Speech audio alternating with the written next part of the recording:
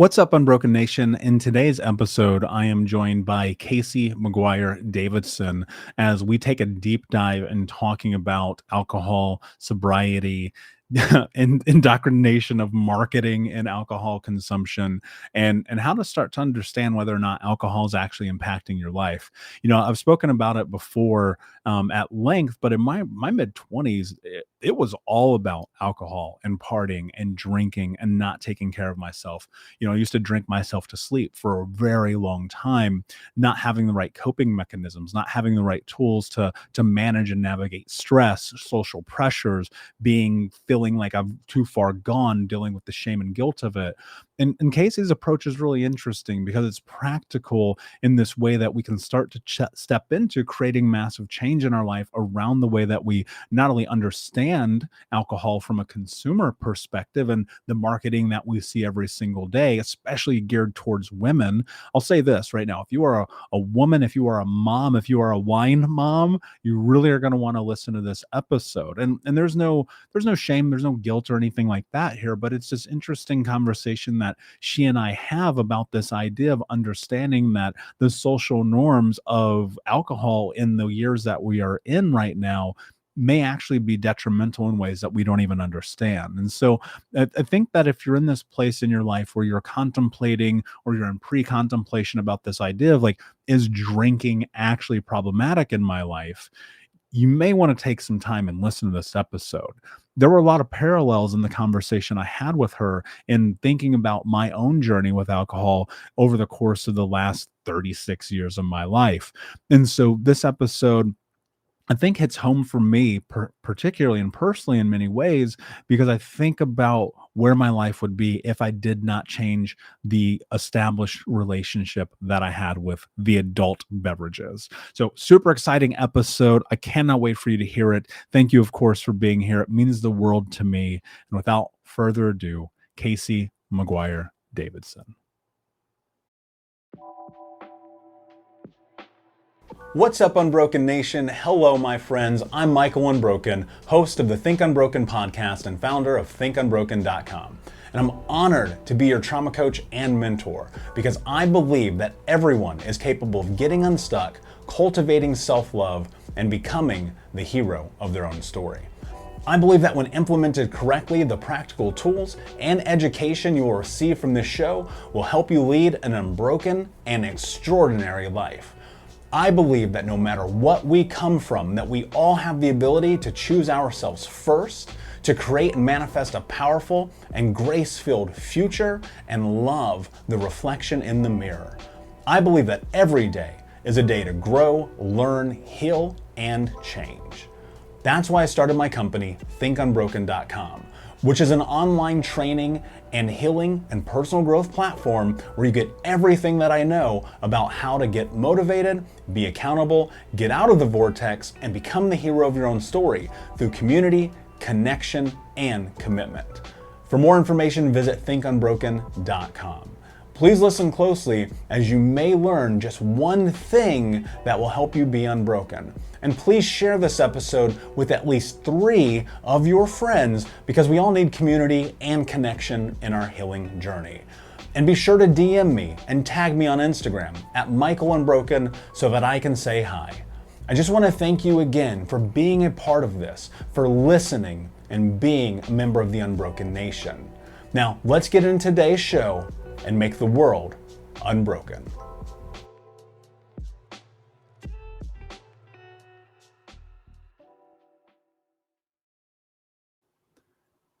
Hey, what's up, Unbroken Nation? Hope that you're doing well wherever you are in the world today. Super excited to be back with you with another episode with today's guest, Casey McGuire Davidson. Casey, my friend, how are you today? What is going on in your world? I'm doing well. I'm here in Seattle and we're just hitting the sort of rainy fall season, so kind of adjusting to that. Yeah, if you're a Pacific Northwesterner like I am as well, that adjustment only takes about 6 months. Yes, So exactly. And then we get sunny, fabulous summers again. yeah, the moment I get adjusted, I'm like, ah, shit, it's sunny again. Yes. So for a little bit of context, can you tell everybody a little bit about your background, about your experience, and how you got to where you are today? Yeah, absolutely. Well, so I am a life and sobriety coach for busy women. And I got this place because after 20 years of sort of climbing the corporate ladder and building a family and doing all the things that you're sort of told you need to do, I got to the point where I was drinking a bottle of wine a night to cope or to relax or just as a general habit in terms of like how I navigated life. So I would, wake up in the morning generally sort of feeling like garbage, headache, bloodshot eyes, watery eyes, trying to pull it together. I would wake up at 3 in the morning with anxiety and my heart racing and trying to figure out how I was going to make it through the day. And then I would overcompensate my entire day. So I'd get the kids up, I'd get them to daycare, I'd do all the things, I'd go into work. I was a director at a Fortune 500 company and do all that. And then by 5 p.m., 6 p.m., I would be dying to open wine again and then would drink a bottle plus again the next day. And for a decent amount of time that worked. When I was younger, I was sort of like, God, I drink a lot. I tried to make a lot of rules about it. I'm only going to have 2 glasses. I'm only going to drink on the weekends. I'm going to switch to beer because red wine was my jam. And none of it worked. And for a long time, I thought that wine wasn't the issue, that wine was actually helping me. It was holding me together. It was my one treat and reward. And that is incredibly common for women, also for working women. A lot of us drink daily, a lot of us drink a decent amount, 3/4 of a bottle of wine or more and wake up at 3 in the morning and think we're really stressed or we have insomnia, we have anxiety, we feel depression, and we sort of blame ourselves, but we don't blame the alcohol we're consuming and go to the doctor and get antidepressants and all the things. And so I got to the point where I just, quitting drinking was my worst case scenario. It turned out to be the best decision of my life, but it was incredibly hard to do in society where everyone tells you that drinking is normal and good and relaxing and you need it.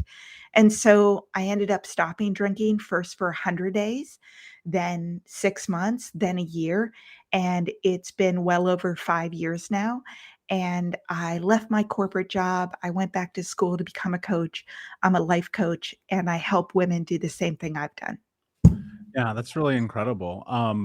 And it's it's so funny. I when I was in my early 20s worked for a Fortune 10 company. Mhm. And I had very much a similar experience where it was like not only is it social norm of I think high stress workplace environments, but like we were getting drunk on our lunch break sometimes, right? We were this sales squad, we're like making all this money, like it's chaotic. And then I'd be like, well, how do you navigate the chaos of all that? It's easy. You just drink more, right? Yeah. And like you, I found myself in this position, which I think many people do, not necessarily only in the corporate structure and environments like we were in, but also just in general. It's so common.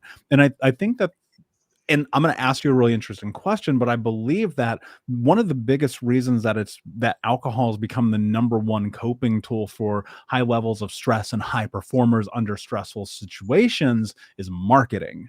And Yeah. so what I'm really curious about from your perspective is, why has wine become kind of the go-to, not only necessarily for, working mothers and the women that you work with, but for people in Western society in general? Yeah. Yeah. Well, I mean, I think that it's been very, very deliberate on the part of the alcohol companies in figuring out what appeals to different demographic groups and sort of elevating that to expand their market share to get more people to consume more of the substance more often. And I actually used to work in brand marketing and digital marketing. And so I spent 20 years doing focus groups, doing surveys, analyzing our customers' behavior, looking at what they buy, when they buy, what their motivations were. And the exact same thing has happened with the alcohol companies. I mean, I remember when the commercials for beer were like, the weekends belong to Michelob. Like that was a campaign. And then it was the nights belong to Michelob. And then it was Michelob. Some days are better than others. And that was a very clear evolution of trying to get people to normalize drinking and feel like drinking is acceptable first on the weekends, then every night, then during the day, right? Some days are better than others and associating it with every activity. And then the advertising turned to women, and that happened really clearly first with smoking when it was really common, and then with alcohol. So they wanted to expand their market share, right? They were like, how do we get women to drink as much as men? And if you look at the statistics, women used to have a real delta between men with sort of alcohol use disorder drinking above the recommended guidelines. And now it's really even. Women are, especially women between the ages of 35 and 55, they are the fastest growing group of people with health problems related to alcohol. And they are not necessarily your stereotypical, um, you know, persona of someone who struggles with alcohol. It is women who are mothers, it is women with high socioeconomic dollar value. And, wineries, I was talking to a woman on my podcast, the Hello Someday podcast, and she said she worked for a winery in advertising, and they had 50-page decks on how to appeal to women, how to appeal to women with young children. They were paying influencers on social media with young kids $10,000 to promote their alcohol to women. And it has worked. It's absolutely worked. Yeah, and so my background, like yours, is actually marketing, advertising, and branding. Mhm. And I'm fascinated by understanding the psychology of the psychographics involved in these decisions that brands make. I mean, think about it. We're both in branding and marketing still, even what we do as coaches. I mean, in full transparency, anyone who doesn't recognize that, they're not paying attention. And so thinking about that and understanding and then looking at the fact that it's everywhere. It's so subtle now and it's so subliminal because you go back to the 90s, and I'll age myself a little bit here. Cigarette commercials. I will never forget cool cigarette commercials on television, like in between episodes of The Simpsons. And then wine coolers, right? And Zima Yeah. had commercials and all those things. And so now there's just a different, oh my God, I have goosebumps talking about this because here's what I want to dive into, because I want to create a framework of reference for people to understand what's happening so that we can understand, is it actually affecting them negatively to the point where it makes sense to dive into tools at a deeper level? Because I think it's consciousness that helps people evaluate whether or not they actually need to do something about something. So can we dive into this a little bit more? Where are the messages really coming from that are creating this framework that makes it so socially acceptable right now that when you see it in passing, you just go, oh yeah, that makes sense to me, as opposed to direct marketing of, 30 years ago? Yeah. Well, it's really become a circular firing squad to some extent. Like drinking is so prevalent in our culture. And yes, you see it in advertising and marketing, but you also see it in every television show and every movie. Like if you remember Scandal, Olivia Pope would sit there with this giant, huge glass of red wine after a stressful day, wearing all white. No idea how she didn't spill it all over the place, right? But it was a metaphor, right? It's shorthand in the way cigarettes used to be in movies. Like it's a metaphor for relaxing, for stress, for taking your shoes off, for bonding. And then our friends are part of it too, right? So, as a woman with young kids, mommy wine culture is very, very real, where you have a play date with the wine. It's sort of a signifier that you are more than your children. You are not boring. It's a form of rebellion. It's something that signifies that you're on a date night with your husband. You can connect with them. And other women will tell you when you have a bad day, when your kid's having a tantrum, when your boss was a nightmare, they were like, wine immediately. Okay, you deserve a bottle of wine. Wine was the gift on my desk after we scored a big win and what we did on business trips to bond and get ready for client meetings. And Alcohol is one of the things that if you actually stop consuming it, people ask what's wrong. People pressure you. People say, "Oh, don't be so hard on yourself. Just have one. You deserve it. It's fun." And the issue is if you decided to stop smoking cigarettes, nobody would pressure you to smoke nowadays. Everybody would be like, "Oh my God, good for you," because there's no question that shit's bad for you, right? It's linked to cancer. It's bad for your health. It's a terrible habit. It's expensive. And by the way, all of that is true for alcohol too. I mean, alcohol is linked to 7 different kinds of cancer. The American Cancer Society just said this year, which is so overdue, that no amount of alcohol is safe. And in the same way that cigarettes used to be advertised for doctors, everybody promotes this one study that was completely funded by the alcohol industry that red wine's good for your heart. People believe it. It is not true. And so it's just become part of the society. And it's like you can drink 4 drinks out at night with your girlfriends and get fuzzy and not remember and go into the office and talk about being hungover. And yet, if you go out to dinner with your girlfriends and say, "Oh, I'm not drinking," they're like, "Why? What's wrong? Are you pregnant? Do you have a problem? Or why are you being lame?" Basically. Yeah, it's the words that you didn't use that I will apply, if you don't mind, No, is please. indoctrination. Yes. And that's so much of what it is, and I think that because I do have such a marketing and branding forward mindset when I think about things, I look at it and I go, this is simply an indoctrination to get your money. These companies do not give a fuck about you. Like No. I watched and look, I'm very biased in a way because like I watched alcohol destroy my family. Now I do have wine on the occasion. I'll have a drink on occasion, but the idea of being hungover is the worst case scenario for me. Yeah. And I think for many high performers, and I've experienced that in these, I don't want to call it bouts of sobriety, but in these time periods in which I'll go 6 months, a year and a half, 2 years and not touch a drop. And people will be like, why are you not drinking? I will never forget the first time at like 27 years old, I'm deep into this healing journey and all my friends are going out. And I made a decision, which is very important in this context. I'm not drinking. We went out to the bar, we did the things, and I was like, I'm not drinking, I'm not drinking it. And the pressure, come on, man, Yeah. one shot, one drink, one, whatever. I left that night.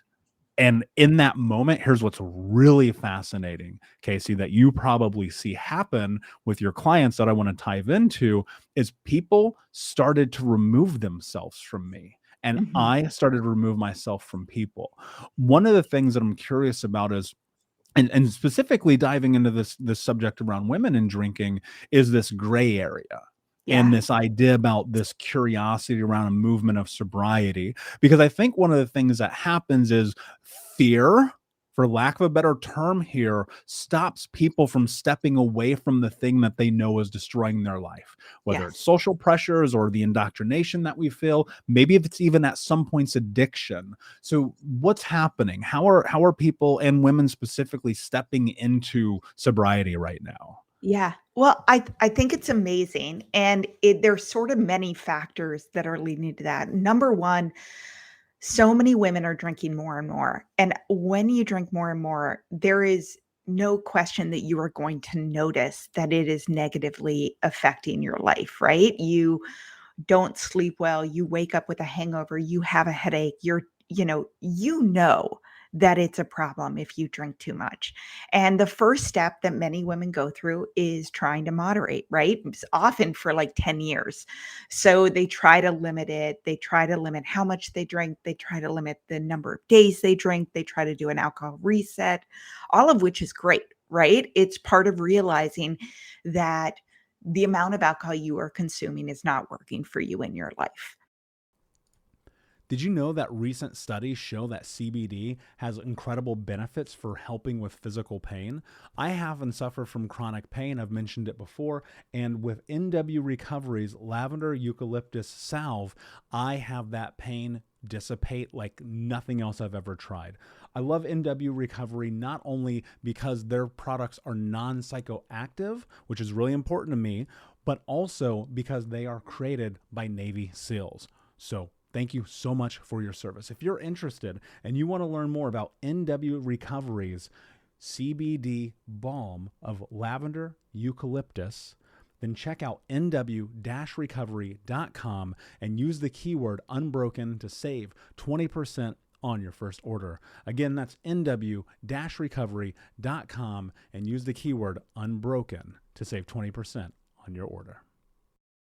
The challenge is that alcohol is addictive. When you don't drink it, you go into withdrawal emotionally, habitually, physically. Even if you are not physically addicted to it, you still have withdrawal symptoms that makes you want to drink again, right? You are not crazy when you think, when I don't drink, I'm miserable and irritable and white knuckling it. You actually are.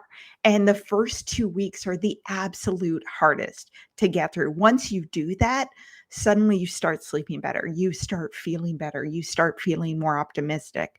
But it is challenging in the beginning. The amazing thing is that there is a whole universe of people, men and women, who are increasingly out about the fact that they decided to remove alcohol from their life and that they feel better. And I really feel like the conversation is shifting from you are the problem, alcohol is okay. Some people can handle it, you cannot, therefore you're sort of uniquely damaged, to this is a health choice in the same way it is that you were to decide to be a vegetarian or run a marathon, right? It's something to be proud of.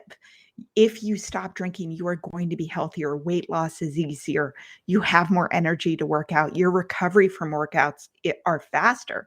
And if you go on Instagram and you search any hashtags around sober curious, alcohol free, there are a million of them, right? Quit drinking. You will find hundreds and hundreds of cool people who are out and proud and helpful about quitting drinking. So whereas it used to be the only option to stop drinking was sort of a 12-step program, often Alcoholics Anonymous. It was the only thing out there, which is by definition anonymous.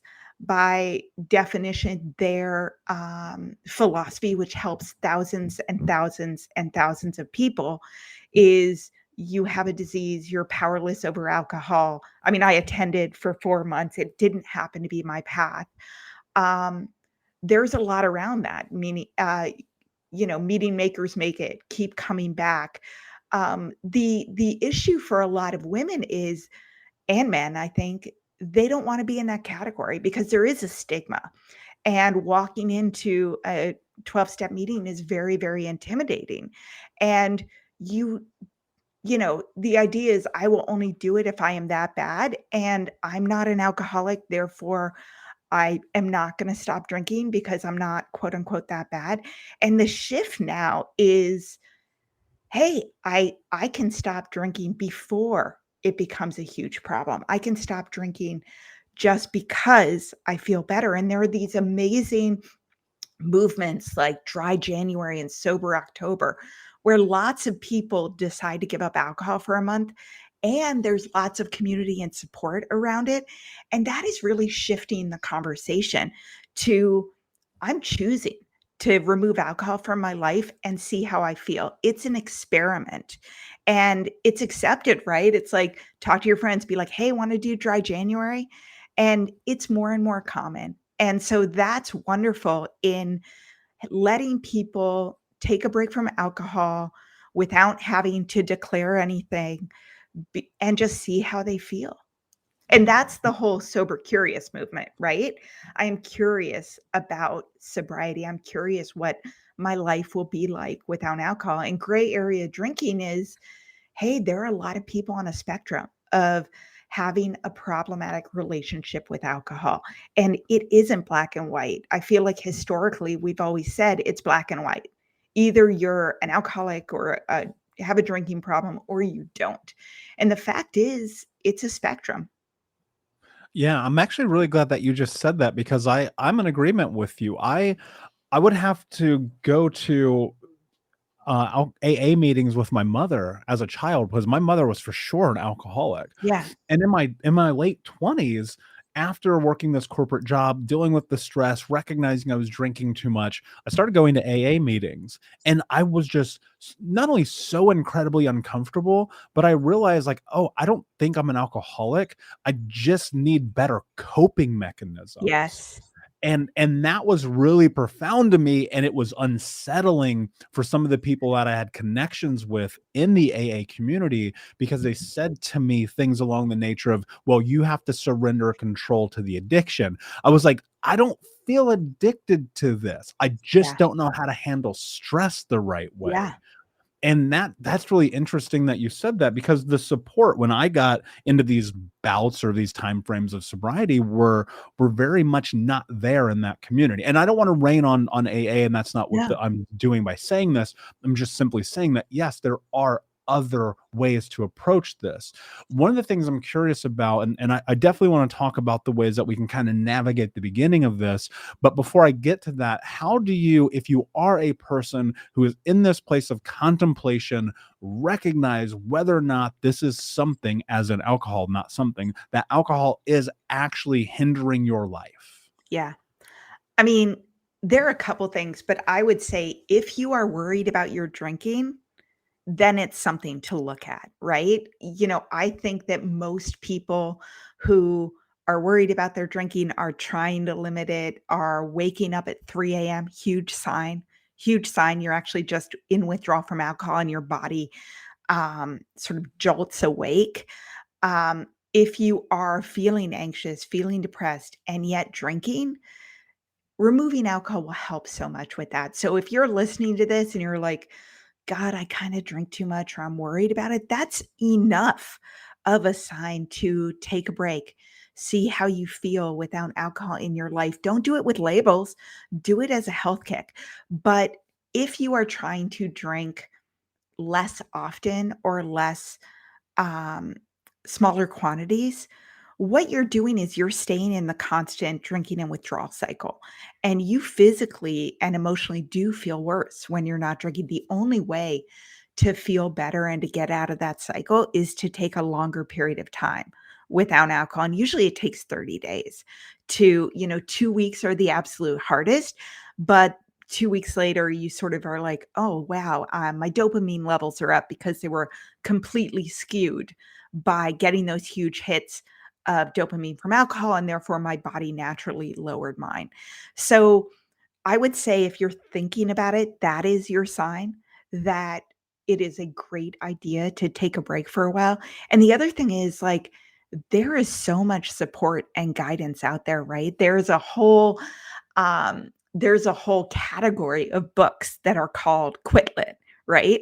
For people who are thinking about quitting drinking. There are books that appeal to the scientific mindset, to the personal narrative mindset, for women with young children, for men who are thinking it's not working for them, that you could dive into that. There are a ton of podcasts, and mine is one, the Hello Someday podcast, that's specifically designed for busy women who want to drink less and live more. And we don't just talk about removing alcohol, which is part of it. We talk about perfectionism. We talk about anxiety. We talk about burnout. We talk about the mom wine culture and how to sort of shift your thinking around it, because everybody has gone to drinking if it's a problem or if you're worried about it or you drink more than you want to. All it is a maladaptive coping strategy. You do need to relax. You do need to disconnect. You do need to have self-soothing. It's just you're reaching for the wrong tool. Yeah, and I love that you kind of just reinforced what my thought around it is, and that this idea that I just needed a different mechanism. Yeah. So let's say that you recognize that you're in this moment, you're in contemplation, maybe you're in pre-contemplation, you're just kind of like, maybe not. Or you're in this place where, yes, okay, I recognize it's impacting my life negatively. I'm getting hungover 3 times a week. I'm spending hundreds of dollars that I don't have in the bar. I'm putting myself in precarious Yeah. situations. I'm doing things I wouldn't do if I were sober. Okay, there's something here. Maybe I'm not an alcoholic because I'm not drinking in the shower when I wake up in the morning, but I am drinking a bottle of wine 4 nights a week. Okay, this is a problem. Where do you start? Like, Hmm. with understanding, I think, looking at history and looking at people who have gone through that before you, I always think, did somebody do it before me? Okay, good. Then Yeah. that means it's possible. Okay, no, if somebody did it before me and I know it's possible, how do I avoid the pitfalls that they've made in that journey as they're starting to navigate this in the beginning? So, what I'm curious about is what are some of the mistakes that people can avoid as they're starting to step into navigating sobriety, maybe for the first time in their life? Yeah. Yeah. I mean, I love that you asked that question because there are a lot of mistakes that women make typically and men when they are thinking about quitting drinking. I would say the first one is spending a lot of time debating whether they actually have a problem or whether they're really that bad or whether they're an alcoholic. And that is just going to trip you up. It's also not necessary to think, I'm going to stop forever or I'm never going to drink again. That's that black and white thinking that will stop you from ever seeing if you're actually happier without alcohol in your life. So I would instead forget about, am I bad enough, right? Alcohol is without argument bad for your health. It just is, right? The hangovers, the puffy face, the bloating, the headaches, the poor sleep, all of those things are bad for your health. So think about it like a health kick. Don't put all this meaning associated with it, right? All Everybody loves to talk about their new Peloton or that they're going, gluten-free or that they're doing Whole30 or whatever the thing at keto, whatever the thing is of the month, the trend. So think about removing alcohol in that same category and tell people about it, right? Thinking that you're only going to not drink tonight or drink less or whatever it is, that's using willpower and motivation alone. And that will always run out, especially when you're surrounded by a stressful life, by pressure from family and friends, by alcohol being available everywhere around you.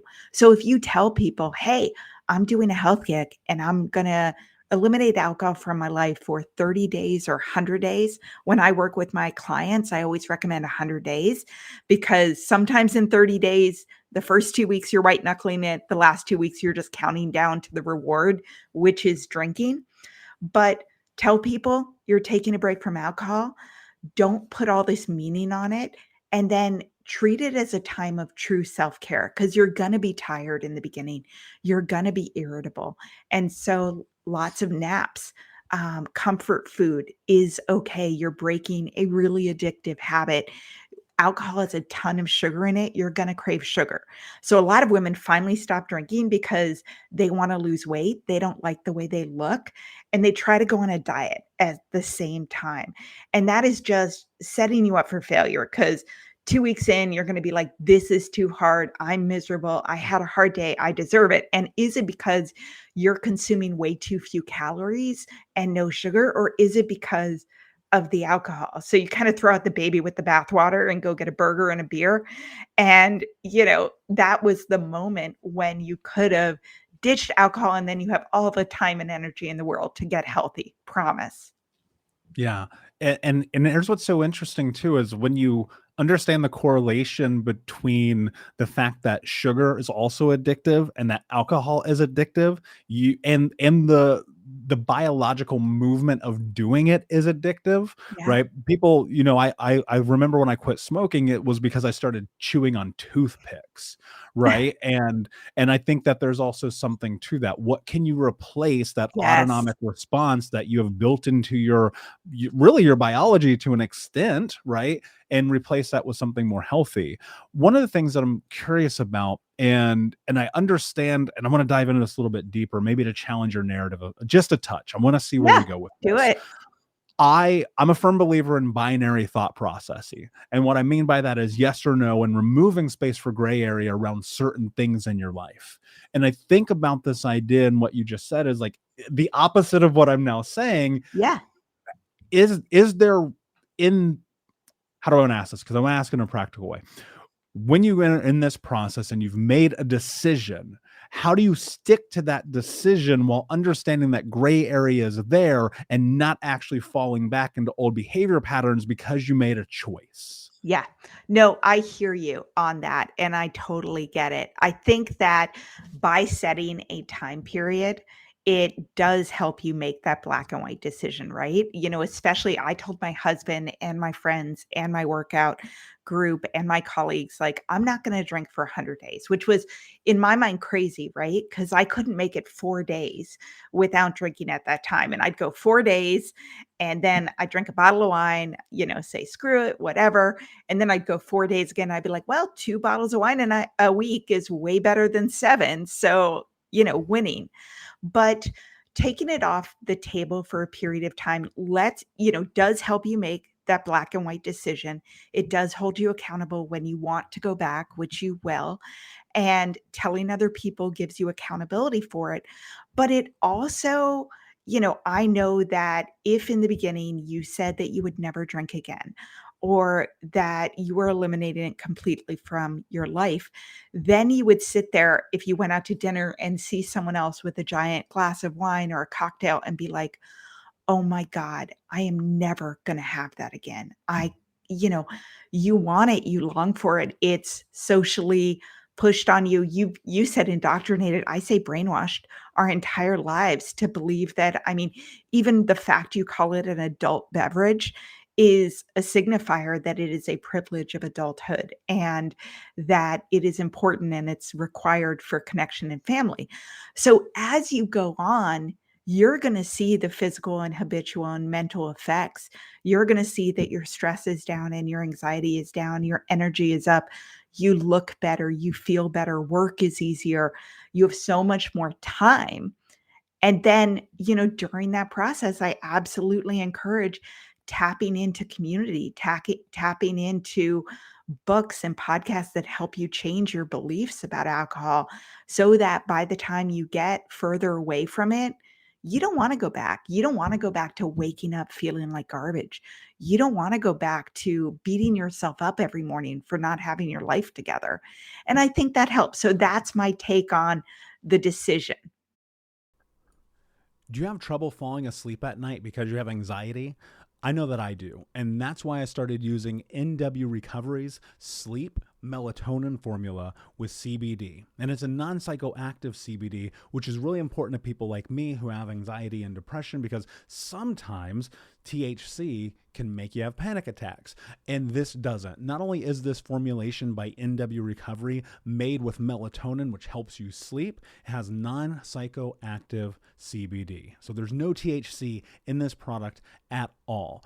I want you to check this out. If you've never used melatonin before, I have a tremendously difficult time sleeping. And when I started using the recovery sleep formulation, I sleep like a baby. So I want you to check out nw-recovery.com where you can use the keyword unbroken to save 20% on your first order. Again, that's nw-recovery.com and use the keyword unbroken to save 20%. In that, and I totally understand that. It makes perfect sense to me, right? Because I think there's also levels to it, and you have to be able to assess everything around it. Yeah. When you're in this place, though, and you said a word that I think is really, really, really important, and that's accountability. And I think that, and this is just my own personal thought. I love the idea of accountability externally, but intrinsically, it's the Yeah. only way I've ever been able to accomplish anything. Talk to us a little bit more about tapping into and leveraging accountability on both sides of this equation. Yeah, absolutely. Well, I think with accountability, the hardest part of this process is actually drawing a line in the sand, saying that today is the day I'm going to start. Because so many of us sit there and say, well, it's Wednesday, but I've got a work dinner Thursday, or Friday's a terrible day to start. I'll start on Monday. So, accountability in terms of internally, literally saying, I'm going to go 100 days. I'm starting now, writing down on your calendar what day you're going to hit 100 days, envisioning how you're going to look and feel and be when you are at 100 days, writing down on a piece of paper why you want to stop, right? What do you want to stop feeling? And how do you want to live your life and feel about yourself instead, and keeping that front and center. And then, I love day counters. I had and still have a app called I'm Done Drinking. The reason I like it is you plug in the day you start. You plug in how much you drink and how much it costs. And then a lot of people are like, okay, I went 5 days, I went 10 days, I went 30 days. That's great, but it's hard to see all the other benefits. So in this app, you can see the money you've saved, the calories you've saved, the bottles not consumed. So in my first 30 days, I saved $550, not poisoning myself. I didn't consume 40 bottles of wine and I'm 5'3". So that is insane. The idea, if you lined them up on a wall, ingesting and processing through your body and your organs that much alcohol, and you feel proud of it. The calories not consumed. So now I've been 5.5+ years sober. I've saved over $35,000 not drinking. And trust me, I've spent that money, but I've spent it on yoga retreats and trips to Amsterdam and Greece and a personal trainer and, all the amazing things in life to enjoy that aren't in a bottle. Yeah, I love that, and it's so true, and I think that there's so much space for celebrating the micro wins along the way, and it starts with one choice, one decision, one action, one thing that puts you in a different direction from where you are right now in this moment, and I love what you talked about in terms of saving money, and I think that that's so true, and, you look at this is one of the really interesting things about drinking is you go, "Man, I spent $300 last night." Wow.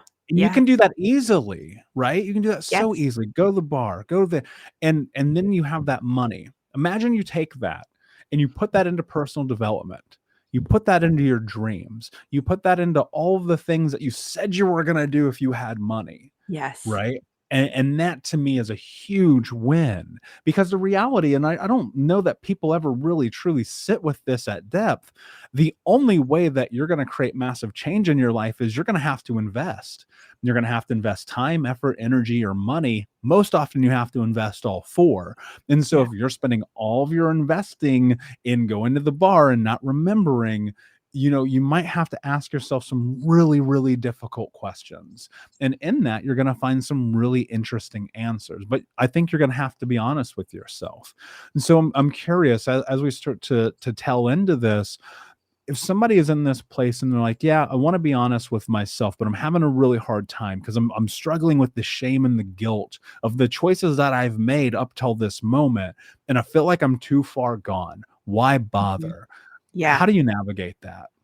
I mean, I think that you can start feeling better really, really quickly. Of course, it depends on where you are in the spectrum in terms of, is your addiction psychological? Is it habitual? Is it mental? Is it physical? You have to, I love that you said massive change, and massive change often starts with the first step, like you said, with the decision that you believe that tomorrow can be better than today and that you have the power to do it. So, if you are physically addicted and need to go to detox, yes, do not do it on your own. Go under medical supervision. It can be really dangerous. But when you talk about sober curious and the gray area, there are millions and millions of people in that space where they just know or suspect that alcohol is making their life worse, and they don't know how to get out of it, right? In my mind, hiring a sober coach or joining a group or investing in personal development, it's like hiring a personal trainer or a nutritionist, right? You know what to do, but you needed external accountability. You need reinforcement. You need cheerleading. You need someone to say, okay, I'm going to carve out an hour out of my week to actually talk about where I am, with my goals, where I am now, where I want to be. Push me along that way, encourage me to not have it get lost in the shuffle of what my boss wants, what my colleagues need, my business trip, my spouse. So, I think that regardless of where you are on the spectrum, or like, I'm too far gone, or there's no point, you deserve to have your life be better than it is now, and you can make that happen. Yeah, I love that. But again, it's a decision, and that's what I want people to take from this is you're going to have to make hard choices in your life around the things that you want. And I think that it's really easy to get caught up in, and especially around alcohol and all the things that we've talked about today, and go, well, I'll just do it tomorrow. Yes. But you know what? You're going to run out of tomorrows. And when you do, you're going to be in trouble, because you're going to look at your life and you're going to wonder what could have been. And I think that holds true of everything, not just alcohol, but all the Yeah. choices and decisions that we have to make in our life. This has been an absolutely phenomenal conversation, Casey. So before I ask you my last question, can you tell everyone where they can find you? Yeah, absolutely. So I have a podcast. It is called the Hello Someday podcast. You can find it wherever you listen to podcasts, and Michael's going to be on it. And I cannot wait for that conversation. So that is a great place to find me. And also, my website is Hello Someday Coaching, and I've got a ton of free resources there. So if this is resonating with you, I have a completely free guide that's 30 tips for your first 30 days that will really help you take this conversation further and apply it in really practical ways. Beautiful. And we'll put all the information in the show notes, of course. Casey, my friend, my last question for you is, what does it mean to you to be unbroken? Mm. I think it means not to be a victim anymore, not to blame external circumstances for the things you're doing in your life that aren't serving you. So I used to always think that I drank because my job was stressful, because my life was stressful, because I had 2 young kids who I absolutely adored, but my life was work and chores and kids, repeat. And the fact is that none of that was true, and that I could take power over my life, not blame external circumstances, not be a victim to my boss's demands or my requirements at home, and actually take that power back to myself, like you said, with a decision that I could change my life and I could start by making a choice and taking the first step. Beautiful. Very well said. Casey, my friend, thank you so much for being here. Unbroken Nation, thank you for listening. Please like, subscribe, comment, share, leave a review, tell a friend. And until next time, my friends, be unbroken. I'll see ya. Unbroken Nation, hope that you just got a tremendous amount of value from today's episode. I want to know what you think. Please do me a favor and review, rate, and share the episode with 3 friends on social media today. It would mean the world if you did, because ultimately at the end of the day, creating community and connection is how we heal generational trauma in the world. And I need your help to do that, Unbroken Nation. So if you're on iTunes or Spotify or wherever you are, please like, comment, share, review. I want to know not only what you like about the show, but how I can make the show better, how I can make this further about helping you on your healing journey. So do me a favor, and when you do, shoot me a screenshot of you making the review to my DM at Michael Unbroken on Instagram, so that I can have a conversation with you, say hi, and more importantly, so I can share it with the Unbroken Nation. Thank you so much, my friend.